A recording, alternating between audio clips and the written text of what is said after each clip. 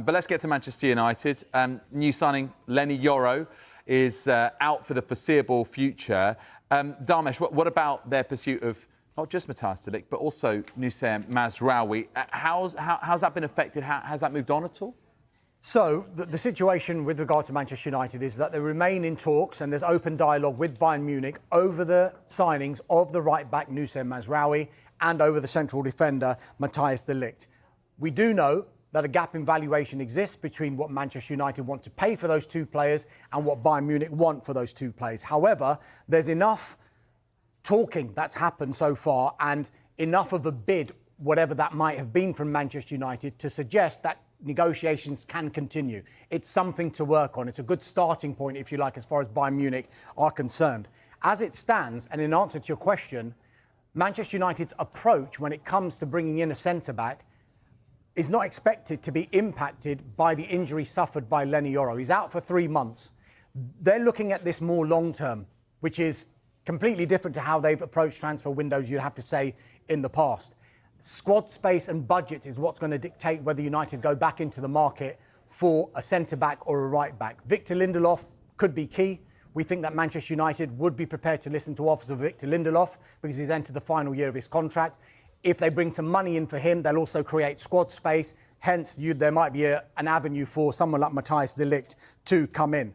Interestingly, Noussair Mazraoui and Matthijs de Ligt have the same representative. So it's not only the same club they're talking to, it's the same representative as well. The same approach can be applied to right-back because as much as Manchester United are in the market for a right-back, namely Noussair Mazraoui, they need to get Aaron Wan-Bissaka sold before they can bring Mazraoui in. And with that situation, you've got advanced talks happening between Manchester United and West Ham United over that sale. It just feels like, I've used this phrase before, it feels like it's a holding pattern just now.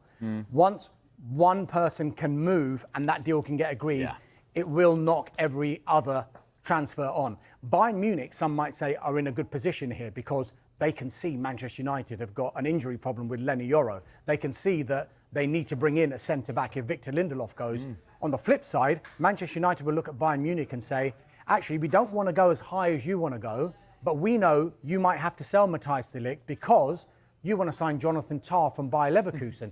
And while they're trying to do the deal for de Ligt, the deal for Leverkusen is having the same issue in that Bayern Munich's valuation of Jonathan Tah is a little bit lower than what Bayer Leverkusen want for Jonathan Tah. And it's interesting trying to almost like unite the two deals as well. I wonder whether that might create a little bit more of, I suppose, a dialogue there and potentially reducing those gaps in valuation if you're going for two players rather than just the one. Potentially might be a bit of a factor. OK, so that's in terms of potential incomings.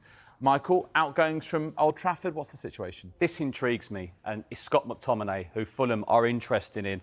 Dialogue remains open with Manchester United. Fulham went back with an improved offer of around £20 million. That was rejected by Manchester United. Now, Fulham, we understand, will walk away if they can't reach an agreement. But I feel with Scott McTominay still has a lot left in the tank at Manchester United, and maybe his manager agrees too. Manchester United, have a listen to Erik ten Hag here on Scott McTominay. I'm so pleased with the performance from Scott McTominay, and I'm so pleased to have him in my squad.